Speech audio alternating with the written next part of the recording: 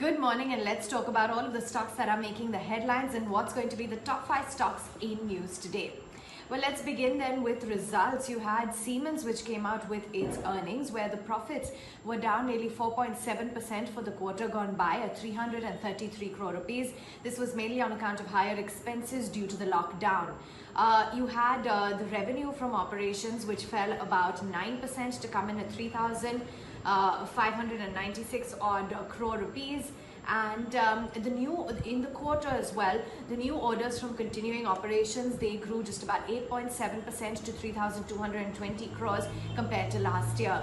The company has a strong order backlog for over 1 year's revenue, and that's partially on account of the period of lockdown in the country, which resulted in reduced revenues. The net profit as well was impacted during the expenses that were incurred in the lockdown period of about 285 crores. You had the margins at 12.9%, EBITDA at 456 versus 432 crores. They said that the increased government spending in infrastructure is critical and will have an impact for revival in demand.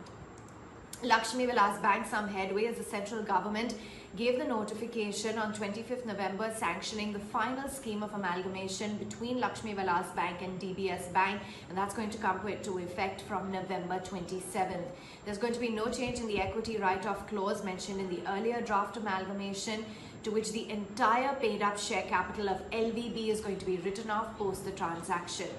In fact, you do have this scheme that was announced in the press conference post the Union Cabinet meeting yesterday.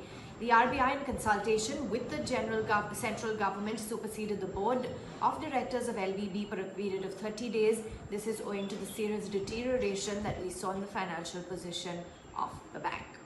Laurus Labs, meantime, is in focus as well. They signed a definitive agreement with 8 Roads Ventures and VenturEast Proactive Fund and VenturEast Life Fund 3. This is to acquire 72.5% stake in Richcore Financial Services, or Lifesciences rather, pardon me, for 246 crore rupees.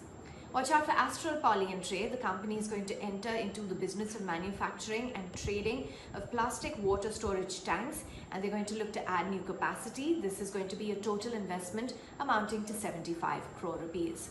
And finally, Interglobe Aviation, or Indigo, should be on your radar, as Citi has downgraded the stock to sell from neutral with a target price at 1400, saying the company is flying too high at altitude. The market share may have possibly peaked, according to Citi, for Interglobe Aviation.